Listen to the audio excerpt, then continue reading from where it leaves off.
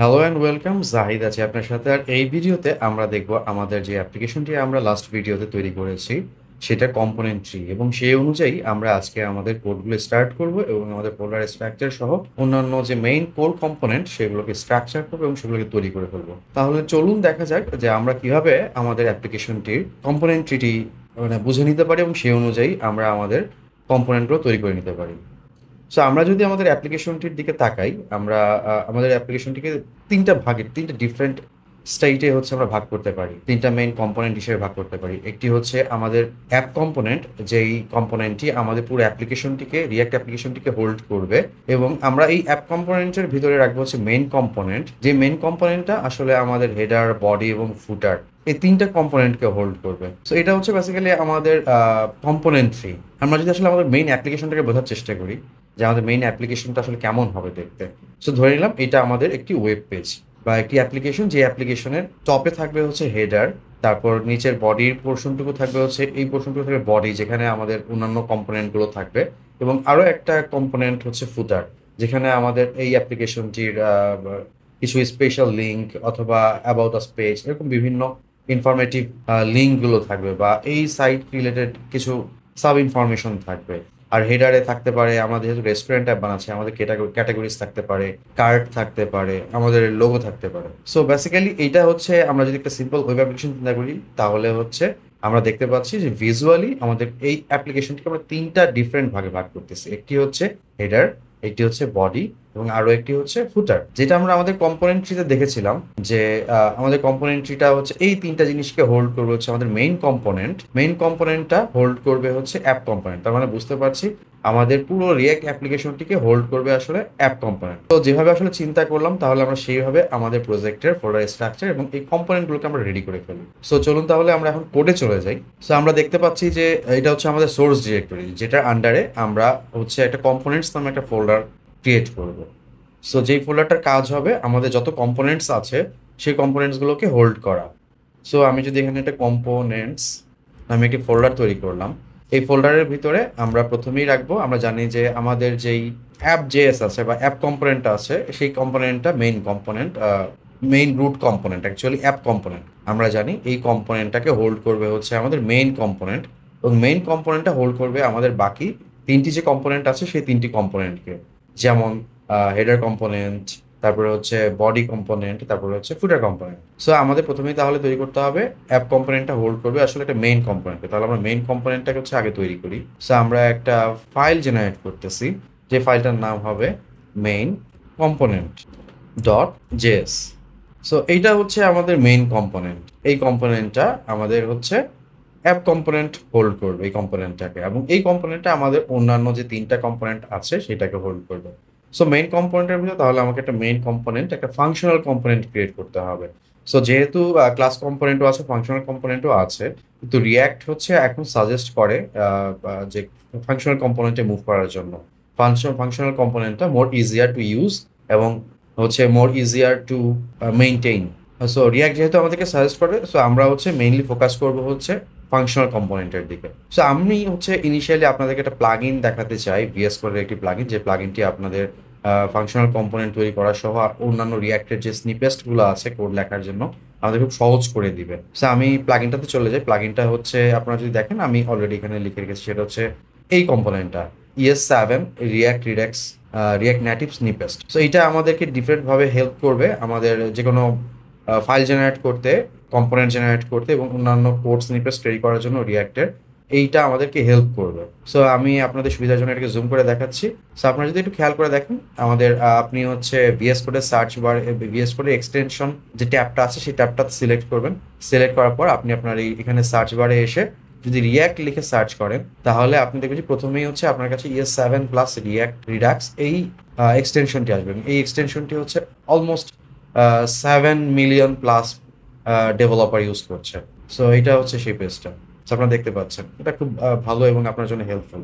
So আমরা যদি এখন করে চলে যাই, আমরা মেইন কম্পোনেন্টে গিয়ে আমাদের একটা কম্পোনেন্ট জেনারেট করতে হবে, যেহেতু আমরা হচ্ছে রিয়াক্টের ফাংশনাল কম্পোনেন্ট জেনারেট করবো। সো আমি যদি এখানে লিখি RFCE, সো আপনি দেখেন, আপনি যদি খেয়াল করেন এখানে দেখতে পাচ্ছেন যে আমাকে এই কোড স্নিপেসটা অলরেডি বলে দিচ্ছে যে আমি RFC লিখি।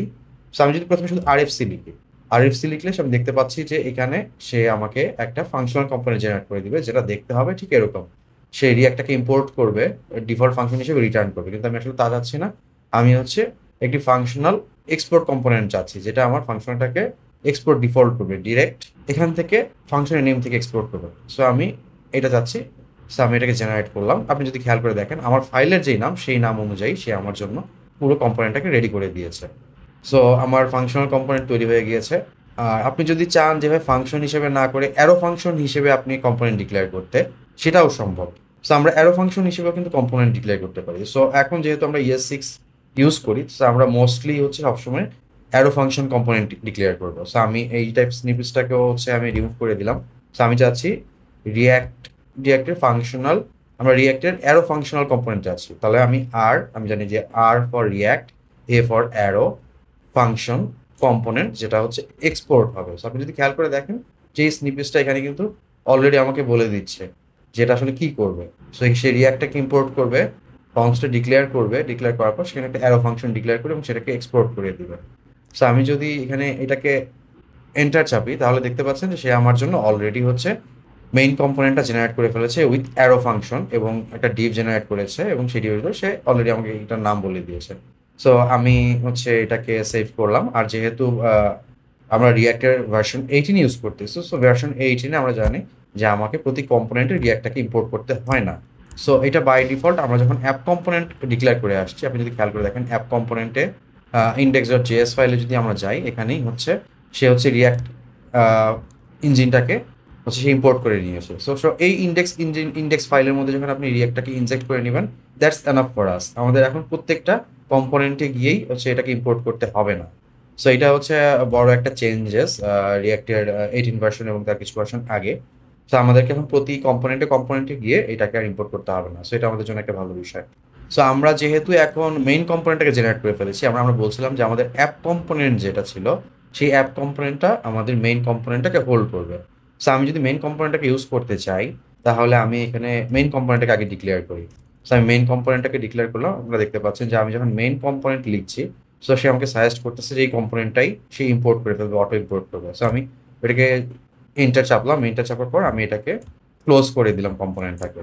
মেইন কম্পোনেন্টটাকে আমাদের অ্যাপ কম্পোনেন্টের ভিতরে অ্যাড করে নিলাম বা হোল্ড করালাম। সো আমি যদি আমাদের প্রজেক্টটাকে এখন রান করি বা স্টার্ট করি, আমাদের প্রজেক্টটাকে বেসিক্যালি যদি আমি স্টার্ট করি, npm, আমাকে টার্মিনালে গিয়ে লিখতে হবে npm স্টার্ট। সো আমি যদি স্টার্ট লিখি, তাহলে আমাদের প্রজেক্টটা স্টার্ট হয়ে যাবে। সো আমরা আমাদের ব্রাউজারে যাব। ব্রাউজারে গিয়ে আমি যদি এখন লিখি লোকাল হোস্ট, আমরা জানি যে আমাদের প্রজেক্টটা লোকাল হোস্ট 3000-এ রান হচ্ছে, 3000 পোর্টে রান হচ্ছে। সো আমরা দেখতে পাচ্ছি যে আমাদের পুরো অ্যাপ্লিকেশনটা ব্ল্যাঙ্ক। আমরা জানি যে আমরা যেহেতু হচ্ছে রিয়াক্টের যে বয়লার প্লেটটা ছিল প্রথম যখন আমরা অ্যাপ্লিকেশনটা ক্রিয়েট করেছিলাম, সো সেখান থেকে আমরা আমাদের অ্যাপ কম্পোনেন্টে যে বেসিক টেমপ্লেটটা দেওয়া ছিল, একটা ডার্ক স্ক্রিন এবং হচ্ছে রিয়াক্টের লোগোটা রোটেট হচ্ছিল, সেই লোগোটা আমরা অলরেডি রিমুভ করে দিয়েছিলাম। সো তার মানে আমাদের পুরো অ্যাপ্লিকেশনটা ব্ল্যাঙ্ক হয়ে গেছে। আর আমরা যেহেতু মেইন কম্পোনেন্টটাকে ইম্পোর্ট করেছি এবং আমরা দেখেছি যে মেইন কম্পোনেন্টের ভিতরে লেখা আছে হচ্ছে মেইন কম্পোনেন্ট। সো আমরা যদি এখন চেক করে দেখি যে আমাদের মেইন কম্পোনেন্টটা এখানে দেখাচ্ছে। সো আরেকটা জিনিস যেটা বলছিলাম যে আমাদের কোডটা হচ্ছে লোকাল হোস্ট 3000-এ রান হচ্ছে, বিকজ আমরা দেখতে পাচ্ছি যে এখানে আমাদের লোকাল হোস্ট 3000-এ এইটা যে রান হচ্ছে সেটা এখানে বলা আছে। এবং আপনি যদি চান আপনার নিজের নেটওয়ার্কে আপনি কোডটা রান করবেন, তাহলে এটাও সম্ভব। সো আপনি এই আইপি অ্যাড্রেসে গেলেও আপনি সেটা পাবেন। সো যেটা বলছিলাম, আমরা যদি আমাদের কম্পোনেন্ট ট্রিতে যাই, আমরা অলরেডি অ্যাপ কম্পোনেন্টের ভিতরে একটা মেইন কম্পোনেন্টকে ইম্পোর্ট করে নিয়েছি এবং মেইন কম্পোনেন্টটাও আমাদের কম্পোনেন্টস ফোল্ডারের ভিতর জেনারেট করে নিয়েছি। So by default by standard architecture হচ্ছে রিয়াক্টের যে আপনি আপনার যত কম্পোনেন্ট ক্রিয়েট করবেন তার সোর্স ডিরেক্টরির আন্ডারে আপনি একটি কম্পোনেন্টস নামে ফোল্ডার জেনারেট করবেন। সো কম্পোনেন্ট নামে একটি ফোল্ডার ক্রিয়েট করবেন। সেই ফোল্ডারের আন্ডারে আপনি আপনার প্রয়োজনীয় যত কম্পোনেন্টস আছে সেগুলোকে আপনি রাখতে পারেন। আপনি চাইলে কম্পোনেন্টস ফোল্ডারের ভিতরেও মডিউল আকারে বা আপনার সাব ডিরেক্টরি আকারে আর অন্যান্য কম্পোনেন্টগুলো হোল্ড করাতে পারবেন, রাখতে পারবেন। এই বিষয়টাও আমরা একটু পরেই দেখব।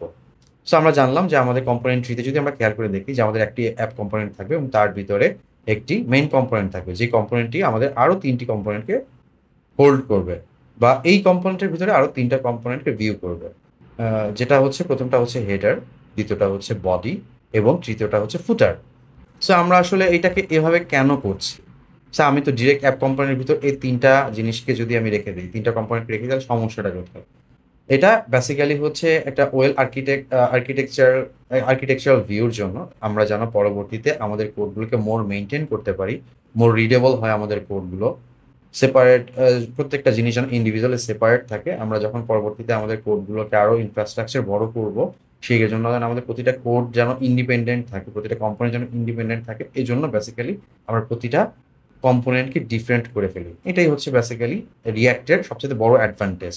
আমরা আমাদের প্রতিটা কাজকে বা প্রতিটা ইউআই এর ছোট ছোট পোর্শনকে আমরা কম্পোনেন্ট আকারে ডিভাইড করে ফেলবো, এবং প্রত্যেকটা কম্পোনেন্ট ইন্ডিপেন্ডেন্ট থাকবে, এবং প্রত্যেকটা কম্পোনেন্টকে চাইলে আমি যখন ইচ্ছে যখন যে কোনো সময় পরিবর্তন করতে পারি, যার ফলে অন্য কোনো কম্পোনেন্টের উপর ডিরেক্ট কোনো ইম্প্যাক্ট করবে না, এবং কোড খুঁজে পেতে এবং কাজ করতে কোড করতে খুব সুবিধা সহজ হয়।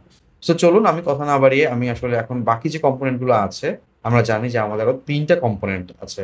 একটা হচ্ছে হেডার, একটা হচ্ছে বডি, এবং আরেকটা হচ্ছে ফুটার। আমি যদি আমার কম্পোনেন্ট ফোল্ডারের ভিতরে আমরা আরো তিনটা সাব ডিরেক্টরি জেনারেট করি, যেমন আমি যদি আমাদের ইউআইটাতে চলে যাই, আমাদের ইউআইটাতে গেলে দেখবো যে আমার হেডার আছে। আমার হেডারের ভিতরে লোগো থাকতে পারে, হেডারের ভিতরে অন্যান্য ন্যাব লিঙ্ক থাকতে পারে, আরো অনেক কিছু থাকতে পারে। হেডার নামে যে ফোল্ডারটা আমরা এখন তৈরি করব বা ডিরেক্টরিটা আমরা আমাদের কম্পোনেন্টস ডিরেক্টরি আন্ডারে তৈরি করবো, হেডার রিলেটেড যত ফাইল আছে বা যত কম্পোনেন্ট আছে সবগুলো হচ্ছে হেডার ফোল্ডার আন্ডারে চলে যাবে। তারপর আমরা হচ্ছে বডি নামে একটা ফোল্ডার ক্রিয়েট করব। বডি নামের যে ফোল্ডারটা আছে সেই ফোল্ডারের নিচে বডি কম্পোনেন্ট সহ আরো অন্যান্য যে কম্পোনেন্টগুলো আমরা বডিতে দেখাবো বা বডির জন্য যে কম্পোনেন্টগুলো আমরা তৈরি করবো, সেগুলো হচ্ছে বডির আন্ডারে চলে যাবে। এবং ফুটার কম্পোনেন্টের আন্ডারে চলে যাবে ফুটার রিলেটেড যে কম্পোনেন্টগুলো আছে। সবগুলো কম্পোনেন্ট হচ্ছে ফুটারের ভিতর চলে যাবে। চলুন আমরা তাহলে ফুটার এবং বডি এবং হেডার সহ বাকি যে ফোল্ডারগুলো আছে সেই ফোল্ডারগুলো আগে তৈরি করি। এই ফোল্ডারগুলো তৈরি করার উদ্দেশ্য হচ্ছে আমি আমার প্রত্যেকটা কম্পোনেন্টকে মডিউল করে ফেলতেছি। যেটার সাথে যেটা সম্পর্ক, যেটার সাথে যেটা রিলেশন আছে, সেইভাবে আমরা ভাগ করে ফেলছি। আমরা প্রথমে বলছিলাম যে আমাদের একটা হেডার বডি, আমাদের একটা হেডার থাকবে, হেডার ফোল্ডার থাকবে। খেয়াল রাখবেন একটা বিষয়, সেটা হচ্ছে ফোল্ডারের নাম সবসময় স্মল লেটার দিয়ে হবে, এবং হচ্ছে কম্পোনেন্টের নাম সবসময় ক্যাপিটাল লেটার দিয়ে স্টার্ট হবে, প্যাসকেল কেস হবে। আমি আরো একটা ফোল্ডার তৈরি করছি, সেটা হচ্ছে বডি। যেই ফোল্ডারটা আমার বডি রিলেটেড যত কম্পোনেন্ট আছে সেগুলোকে হোল্ড করবে।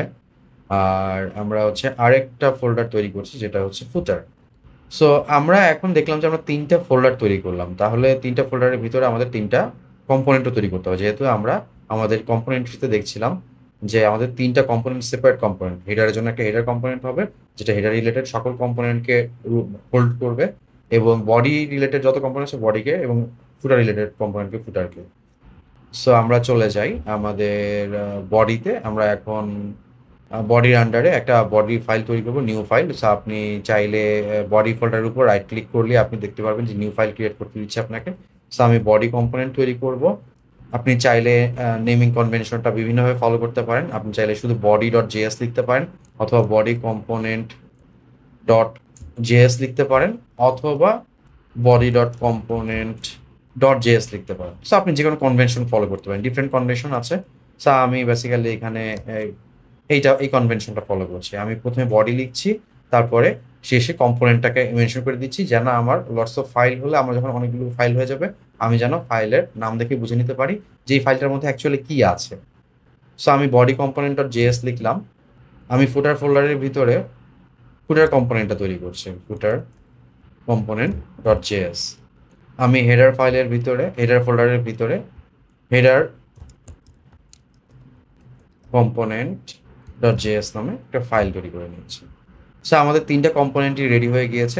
আমরা এখন যেটা করতে পারি সেটা হচ্ছে যে আমাদের প্রতিটা কম্পোনেন্ট যেহেতু ফাংশনাল কম্পোনেন্ট হবে, আমি যেহেতু বলেছি যে রিয়াক্ট এখন হচ্ছে সাজেস্ট করে বা প্রিফার করে হচ্ছে ফাংশনাল কম্পোনেন্ট ইউজ করার জন্য। আমরা হচ্ছে ফাংশনাল কম্পোনেন্ট ইউজ করবো। আর আমরা অলরেডি হচ্ছে যেহেতু ES7 রিয়াক্ট রিডাক্স এবং রিয়াক্ট নেটিভের একটা স্নিপেস্ট প্লাগইন ইনস্টল করেছি আমাদের VS কোডে। আমরা সেটার মাধ্যমে আমরা এখন functional component, arrow functional component generate করব। আমি যদি এইখানে হেডার কম্পোনেন্টের মধ্যে এসে লিখি react RAFCE, react arrow function export component যদি আমি লিখি, তাহলে সে আমার জন্য একটা এক্সপোর্ট কম্পোনেন্ট জেনারেট করে দিয়েছে হেডার কম্পোনেন্টের জন্য। আমি আগেই বলেছি আপনাদেরকে যে আমাদের প্রতি কম্পোনেন্টেই হচ্ছে আমাদেরকে রিয়াক্ট ইম্পোর্ট করতে হয় না। আমাদের হেডার কম্পোনেন্ট জেনারেট হয়েছে। একইভাবে আমি যদি এখন বডি কম্পোনেন্টে চলে যাই, বডি কম্পোনেন্টে গিয়েও আমি একইভাবে RAFCE লিখি, তাহলে আমাকে সে সাজেশন দিচ্ছে যে আমি এইটা করতে চাই কিনা, এই কম্পোনেন্টটা তৈরি করতে চাই কিনা, অথবা এই স্নিপেটটা ইউজ করতে চাই কিনা। আমি যদি এন্টার চাপি তাহলে সেও আমার জন্য একটা কম্পোনেন্ট জেনারেট করে দিয়েছে। সো আমি কম্পোনেন্টের লাস্টে একটা সেমিকোলন দিয়েছি, আর হচ্ছে আমি ইম্পোর্ট রিয়াক্টটাকেও মুছে দিলাম, ডিলিট করে দিলাম, এবং অ্যান্ড দ্য ফাইনাল কম্পোনেন্ট যেটা আমাদের জন্য সেটা হচ্ছে ফুটার কম্পোনেন্ট। সো RAFCE লিখলাম, লেখার পরে আমি এন্টার চাপলাম, আমি আমার ফুটার কম্পোনেন্টটাকেও জেনারেট করে ফেললাম। সো আমার 3টা কম্পোনেন্টই জেনারেট করা হয়ে গিয়েছে। সো এখন যদি আমরা আমাদের পেজে আসি, আমাদের যে ওয়েব ভিউটা আছে সেই ওয়েব ভিউতে যদি আমি আসি, তাহলে দেখতে পাচ্ছি এখানে মেইন কম্পোনেন্টটাই আছে, বাকিগুলো নাই। বাকি যে 3টা কম্পোনেন্ট জেনারেট করেছি সেই 3টা কম্পোনেন্ট নেই। সো এটা না দেখানোর পেছনে রিজন হচ্ছে আমরা এই কম্পোনেন্টগুলোকে এখনো মেইন কম্পোনেন্টে এনে দেখাইনি। আমরা যদি আমাদের কম্পোনেন্ট ট্রিতে যাই, আমরা জানি যে আমাদের কম্পোনেন্ট ট্রিটা এই 3টা কম্পোনেন্টকে হোল্ড করবে। সো আমরা শুধু কম্পোনেন্ট জেনারেটই করেছি, কিন্তু আমাদের মেইন কম্পোনেন্টে এসে আমরা কোনো ডিফাইন করিনি কোনো কিছু যে 3টা কম্পোনেন্ট এখানে থাকবে। সো আমি যদি এখন এখানে এসে আমাদের 3টা কম্পোনেন্টকে আমি লিখি, আমাদের প্রথম কম্পোনেন্টটা হবে হেডার কম্পোনেন্ট। সো আমি এখানে হেডার কম্পোনেন্ট লিখলাম, হেডার কম্পোনেন্ট লেখার পরে হেডার কম্পোনেন্ট লিখলাম। আমরা জানি যে আমাদের যে ইউআইটা ছিল সেই ইউআইতে আমাদের প্রথমে টপে থাকবে হচ্ছে হেডার, তারপর আমাদের হেডারের পরই থাকবে হচ্ছে বডি, বডির পরই থাকবে হচ্ছে ফুটার। সো আমি যদি এভাবে সাজাই, আমাদের প্রথমে হেডার কম্পোনেন্ট থাকবে, তার নিচে থাকবে হচ্ছে বডি কম্পোনেন্ট। আমি বডি কম্পোনেন্ট লিখলেই আমাকে অটো সাজেস্ট করতেছে কম্পোনেন্টগুলোকে VS code. So VS code লিখলাম, আমি বডি কম্পোনেন্ট লিখলাম, লেখার পর আমি এন্টার চাপলাম, সেটা আমি ইম্পোর্ট করলাম। সো ইন কেস অফ আপনাকে যদি কখনো আপনার আইডিটা ভিএস কোড যদি আপনাকে সাজেশন না দেয়, সেক্ষেত্রে আপনি যেভাবে কাজটা করবেন সেটা হচ্ছে আপনি প্রথমে আপনার কম্পোনেন্টটাকে ইম্পোর্ট করে নেবেন। ইম্পোর্ট করে আপনি হচ্ছে প্রথমে লিখবেন হচ্ছে আপনার কম্পোনেন্টের নাম যেটা আপনি ইম্পোর্ট করতে চাচ্ছেন। সো প্রথমে কম্পোনেন্টের নাম না লিখে আপনি জাস্ট হচ্ছে ভুল যেন না হয়, বা আপনি কম্পোনেন্টের নামটা লিখতে পারেন। তার আগে আমি যে কাজটা করতে চাই সেটা হচ্ছে যে আমরা একটু দেখে নিব যে আমরা যে কম্পোনেন্টটাকে ইম্পোর্ট করছি সেই কম্পোনেন্টটার নামটা কি। সেই কম্পোনেন্টের নাম হচ্ছে ফুটার কম্পোনেন্ট। আমি যেখানে যে কম্পোনেন্টের নাম দেখতে পাচ্ছি সেইটা। সো আমি এটাকে একটু কপি করে নিলাম, কপি করে নিয়ে এইখানে আমি এটাকে পেস্ট করলাম। এই কম্পোনেন্টটা কোত্থেকে ইম্পোর্ট হবে? ফ্রম ইম্পোর্ট হবে হচ্ছে আমার কারেন্ট যে ডিরেক্টরি আছে, আমি কারেন্ট ডিরেক্টরির ফুটার ফোল্ডারের ভিতরে আমার ফুটার কম্পোনেন্ট হিসেবে আছে এটা, ফুটার কম্পোনেন্ট। সো এইটুকুই হচ্ছে, এভাবে আপনি এটা করলেন, করার পরে আপনি লাস্টে হচ্ছে সেমিকোলন দিলেন।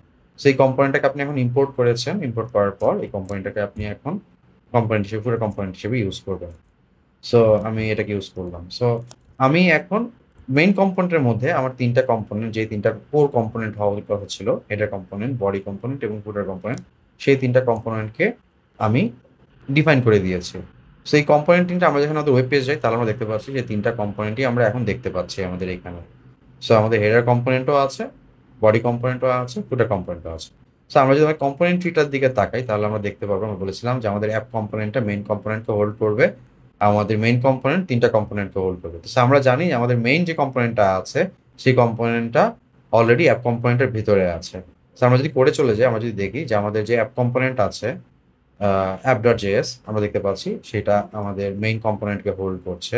আমরা যদি মেইন কম্পোনেন্টে চলে যাই, আমরা দেখতে পাচ্ছি আমাদের main component, header component, body component, footer কম্পোনেন্টকে হোল্ড করছে। সো আমরা আমাদের যে কম্পোনেন্ট ট্রি এবং সেই কম্পোনেন্ট ট্রি রিলেটেড যে কম্পোনেন্টগুলো সবগুলোই আমরা তৈরি করে ফেলেছি। আশা করি যে এখানে আপনাদের বুঝতে কোনো সমস্যা হচ্ছে না, যেহেতু আমি অলরেডি আপনাদের কম্পোনেন্ট ট্রি দিয়ে দেখিয়েছি যে আমাদের অ্যাপ্লিকেশনের স্ট্রাকচারটা কী হবে বা কম্পোনেন্ট ট্রিটা কেমন হবে, আর আমাদের ইউআইটা দেখতে আসলে কেমন হবে। সো আমাদের ইউআইটা দেখতে ঠিক এরকম হবে।